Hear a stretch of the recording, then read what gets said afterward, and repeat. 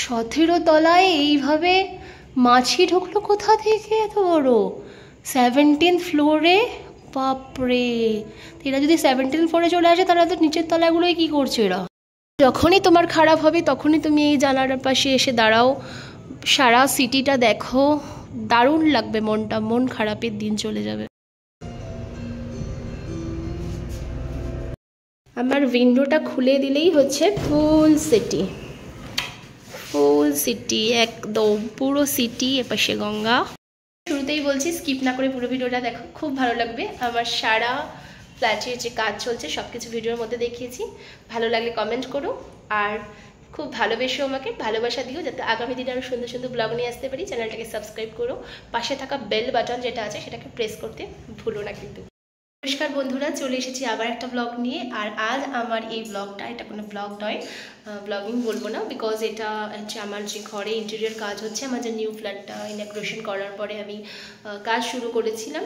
তো সেটা মোটামুটি এখন জুলাই থেকে কাজ হচ্ছিল, এটা সেপ্টেম্বরের ফার্স্ট উইক। তো জুলাই আগস্ট 2 মাস কাজ হলো, সেপ্টেম্বরের ফার্স্ট উইক মানে এই 2 মাস বেশি, মানে 2 মাস মতনই হয়ে গেছে।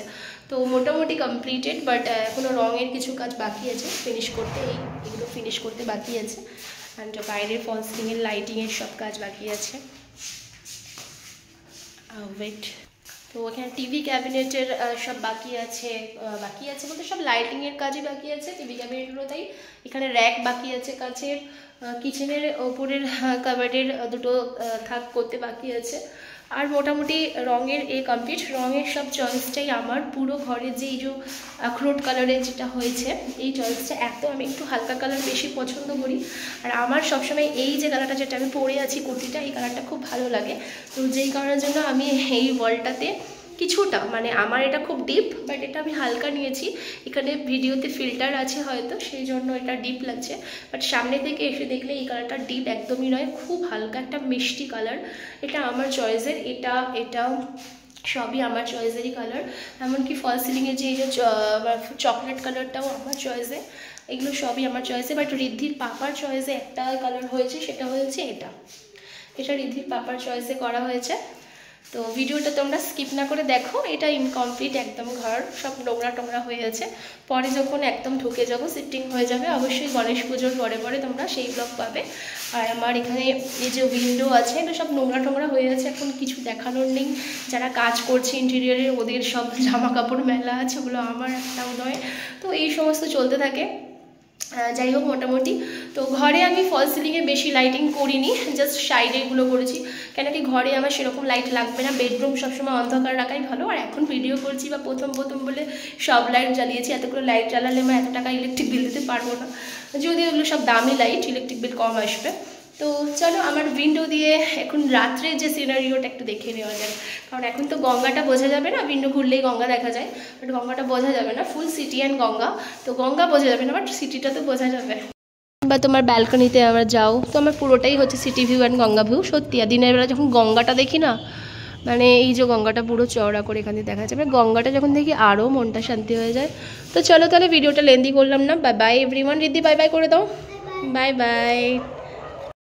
ফুল সিটিটাই এখান দিয়ে দেখা যায়, মানে উইন্ডোতে দাঁড়ালে মন ভালো হয়ে যাবে। ওই হচ্ছে গঙ্গা, যেখানটা দেখো লাইটটা জ্বলছে না কিছুটা জায়গা, সেই জায়গাটা হচ্ছে গঙ্গা, যেটা দিনের বেলায় তোমরা দেখতে পাবে। দিনের বেলার অনেকগুলো ব্লগ আছে, দেখে নিও। এখনও সেরকমভাবে ব্লগ আমি এখানে দিইনি যদিও, সেজন্য।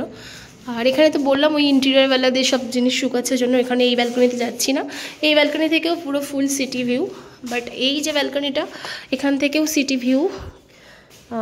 আমার 3 সাইড ওপেন ফ্ল্যাট এটা, তো এখান থেকে হচ্ছে তোমার ফুল সিটি ভিউ এই ব্যালকনিটা থেকে। আবার এদিকে হচ্ছে আমাদের যে সোসাইটিটা, সেই আমাদের সোসাইটির ভেতরটাও সব দেখা যায়, কারণ ভেতরে এই যে আমাদের সোসাইটির পুরো ভেতরটাও দেখা যাচ্ছে। এগুলো এখনও আন্ডার কনস্ট্রাকশন, এখনও কাজ চলছে, এখনও হ্যান্ডওভার হয়নি। আর আমাদের এই সাইডটা হ্যান্ডওভার হয়েছে, এই সাইডগুলো এগুলো হ্যান্ডওভার হয়নি। আমরা এই সাইডের লোক, আর ওদিকটা আলাদা part. Riddhi don't do that. তো এইখানে হয়েছে তোমার, এটা হচ্ছে ফুল সিটি, ওটাও ওই ব্যালকনিটাও, বেডরুমের ব্যালকনিটাও। তো এটা হচ্ছে আমার washing machine purpose balcony, and এটাও গাছ ফাছ রাখলাম, এটাও অনেক বড় আছে। তো মোটামুটি এখানে এই লাক্সারিয়াস অ্যাপার্টমেন্টে আমার যা ক্ষমতা, আমার সাধ্য মতো আমি 1 BHK কিনতে পেরেছি। তার কারণ এখানে 1 BHK 30 lakhs অ্যাভাব 30 lakhs, তো সেই জন্য প্লাস ধরো ইন্টেরিয়ারের খরচা তো আছেই। তো সব মিলিয়ে মোটামুটি ধরে নাও আমার প্রায় 35 অ্যাভাব খরচা পড়েই গেল। এখনও আমার ওইখানের ফ্ল্যাটে, ওখানের যে ফ্ল্যাট আছে, তো ওখানে যে ওই যে সোলারিজের ওখানেও আমার নেওয়া আছে, সবাই তোমরা জানো কম বেশি সোলারিজের ওখানেও নেওয়া আছে। তো ওটা একটুখানি কম দামের সোসাইটি, তো ওখানে অতটা দাম নয়, একটু কম দাম, বাট স্কোয়ার ফিটও সেই তুলনায় ছোটো, কিন্তু ওটাও খুব ভালো সোসাইটি, ওটাও লাক্সারিয়াসই আছে, হাইফাই বিল্ডিং আছে, খুব সুন্দর। ওটা আমি রিসেল করে দেবো, আমি এতগুলো ফ্ল্যাটের রেট টানতে পারবো না, যদি রাখতে চাই তো রাখবো, পরে ইন ফিউচার আমার একদম প্রপার নিউ টাউনে একটা নেওয়ার খুব ইচ্ছা আছে, ওটা যখন বৃদ্ধি বড় হবে তখন। বাট এখন আমি এই ভিডিওটা বেশি লেন্দি করছি না, ভিডিওটা তোমরা একটুখানি শেষ পর্যন্ত দেখতেই পারো, অসুবিধা কিছু নেই, স্কিপ না করে দেখো। কারণ তোমাদের যদি কারো ইন্টেরিয়ার আমার খুব ভালো লেগে থাকে তো আমার সাথে কন্ট্যাক্ট করো। যদিও তোমরা এখন সব পেপার দিয়ে মোড়া ওয়ার্ড্রপ দেখতে পাচ্ছ না, ওয়ার্ড্রপটা খুব সুন্দর করেছে আর এদের কাজ খুবই ভালো, খুব ভালো ইন্টেরিয়ার। আর মানে খুব যে একদম হাইফাই সেটাও বলবো না, মোটামুটি তোমার বাজেট ফ্রেন্ডলিতে করে দেবে। তো আমার যা বাজেট ছিল আমি 4 লাখই বরাদ্দ করে রেখেছিলাম, মোটামুটি আমার সব কমপ্লিট। আর আমার হ্যাঁ বলে রাখি যে আমার এই রং হচ্ছে টোটালটাই এশিয়ান পেন্টসের গ্লিচটা। তো গ্লিচটা আমি তোমাদেরকে উপদেশ দেবো একটাই, যে গ্লিচটা তোমরা নিতে পারো, ইউজ করতে পারো, দারুণ গ্লেজ, দারুণ, মানে সত্যি বলছি এত সুন্দর যেন চোখে লাগার মতন।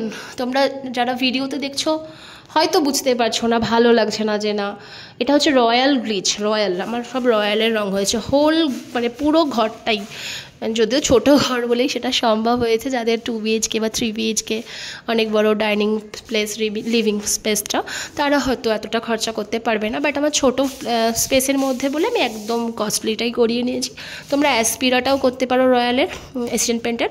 আমি অ্যাসপিরাটা করিনি, আমার ওটা ঠিক পছন্দ না, ভালো লাগে না, কারণ অ্যাসপিরা আমার বাড়িতে করা আছে, আমার শ্বশুরবাড়িতে আমার ঘরটাতে, তো আমি করিনি, আমার ভালো লাগে না। রয়্যাল পেটা খুব ভালো, তো সেই জন্য আমি এখানে পুরো এশিয়ান পেন্টের পুরো রয়্যাল গ্লিচ করে নিয়েছি। তোমরা রয়্যালের যে কোনো করতে পারো, বাট আমার মতে গ্লিচ করা খুব বেটার, দারুণ দারুণ। এটা সামনে থেকে যদি তোমরা এসে কখনো দেখো এত সুন্দর লাগবে, এত সুন্দর। আর যারা আমার রঙের কাজ করেছে তারা এশিয়ান পেন্টের একদম খুদকা এশিয়ান পেন্টেরই লোক।